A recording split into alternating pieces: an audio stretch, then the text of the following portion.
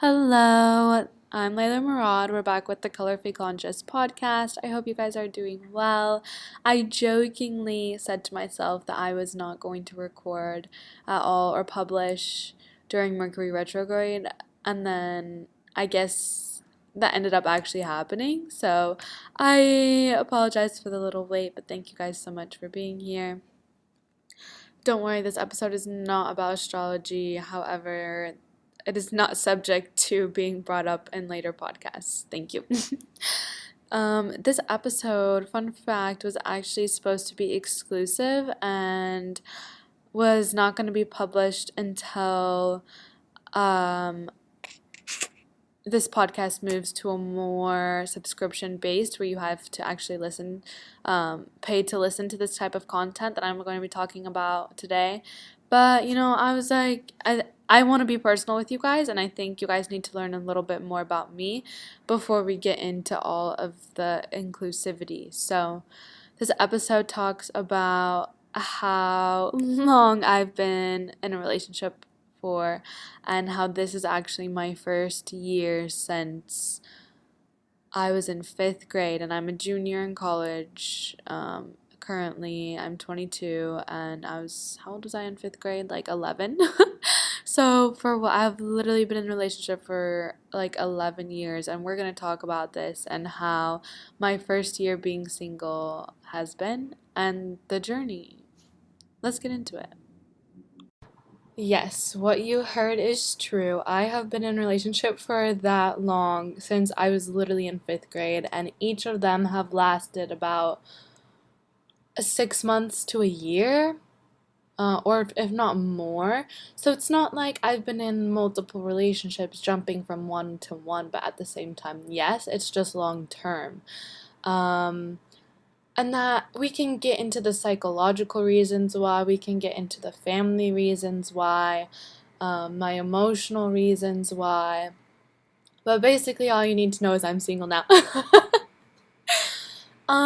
And it's kind of wild to me, honestly, because for so long, I have always been associated with someone else. Like, all the people who've been trying to, a lot of them have given up by now, because it's like Layla is always in a relationship, and the minute she becomes single, it's too late. Someone already got her, and I'm like, I'm sorry, I don't want to be got. But I definitely got for many, many years, and I'm free now, and it's beautiful. It has been a bunch of different things. It has been the most learning experience I've ever been through. Um, but I don't really want to focus on the reasons why I've been in a relationship for so long. I'm really here to talk about what I've gained and what I've learned and what I can tell people from now being single. Um, when you're attached to someone else, a lot of yourself depends on them.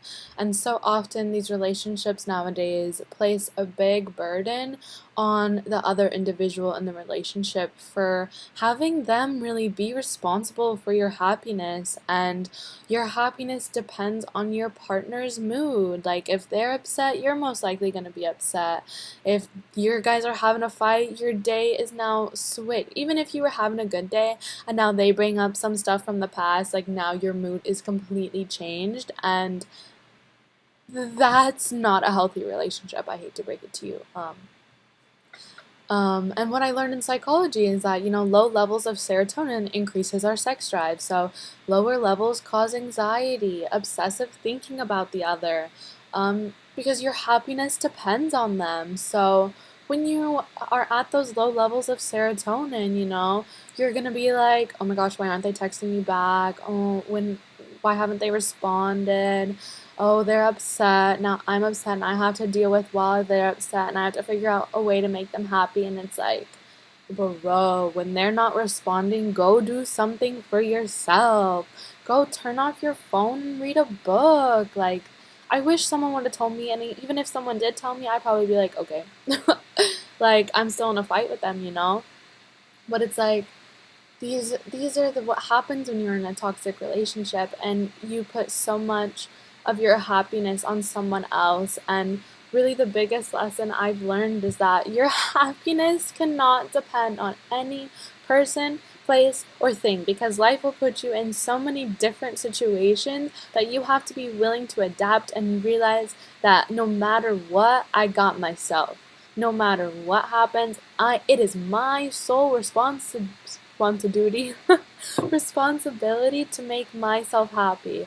If I depend on any other person, place, or thing to associate my happiness with, I've lost my power. I've given my power away because now I'm giving it to someone else. I'm making them responsible for what I'm feeling, and that's just not okay. And I feel often sometimes it is more for the girls, because the girls are, associated for being really emotional, the more feminine side. And we can talk about how, no, we're not going to talk about that right now. That's a whole nother podcast for another episode. Wait. Anyway. When your happiness depends on someone else, your power is gone. That's really what I've learned. And it's like, because now I had low self-worth the entire time I was in all these relationships, because, and even if they told me I was beautiful, even if they gassed me up, I wouldn't believe them, you guys. It didn't, even though I wanted to be validated, I wanted them to tell me multiple times over and over again how beautiful and amazing I am. But even when they said it, I wouldn't believe it. Even when they said I was what I wanted to hear, I didn't believe it, because I didn't believe in myself. And then psychologically, I'm associating them with, not enough external validation with my self-worth, when at the end of the day, you realize that it's internally, honey.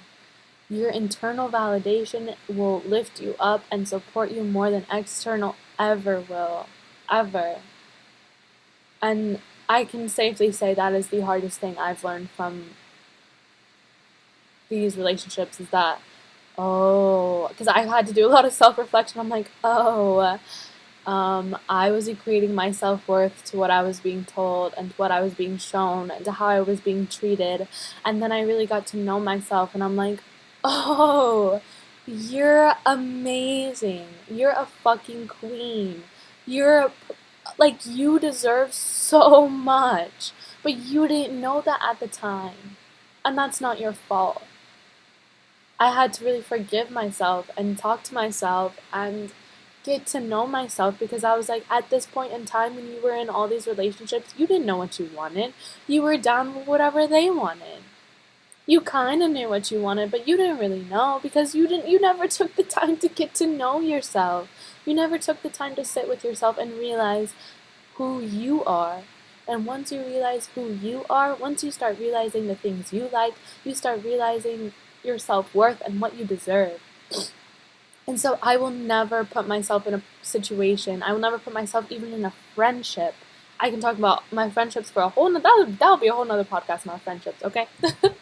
Now I don't engage in any of the other things that I used to deal with, because I realize how much I'm worth, you guys, and so are you.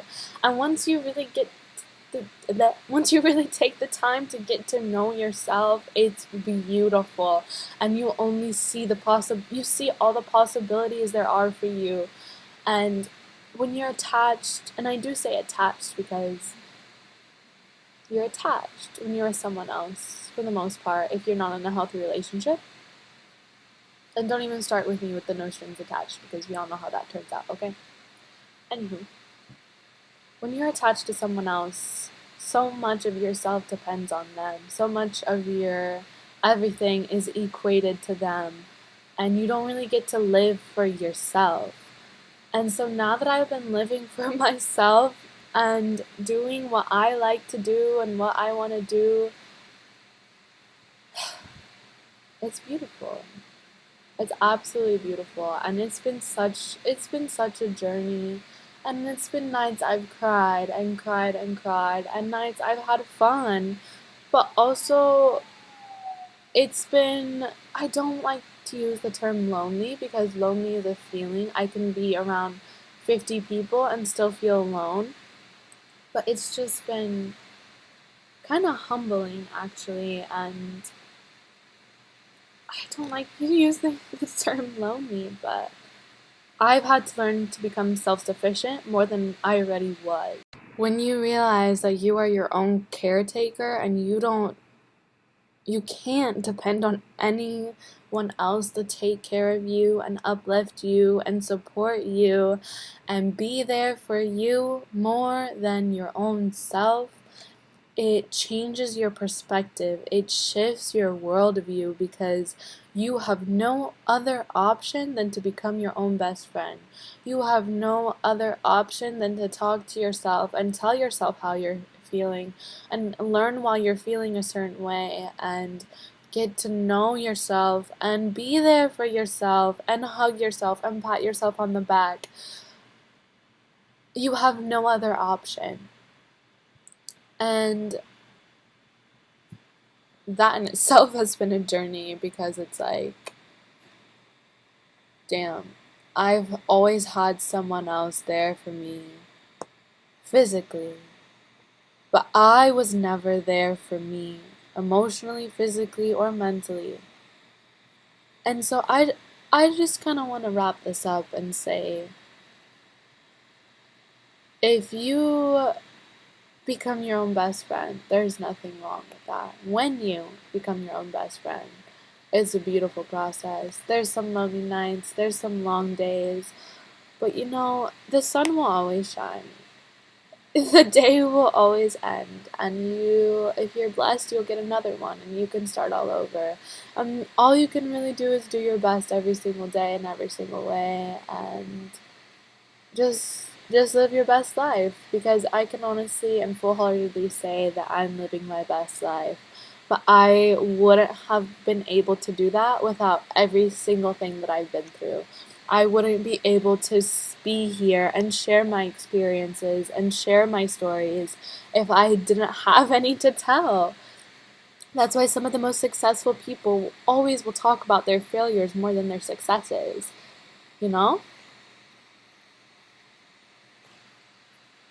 I'm encouraging you to take responsibility for your own happiness. I'm encouraging you and urging you to get to know yourself, and so you get to know your self-worth, and you never, ever, ever expect or accept anything less. Absolutely not. Anything less is gotta go. Because you know who you are, and you know what you're capable of, and you know what you deserve, okay? And don't associate your feelings, your emotions, your anything with someone else. Don't give your power away like that, please. You're too powerful to give your power away. Just like that. Just like that. You got this. You got this. Okay, I'm done talking. I hope you guys are doing beautiful and have a beautiful day, and I'll talk to you next time. Thank you.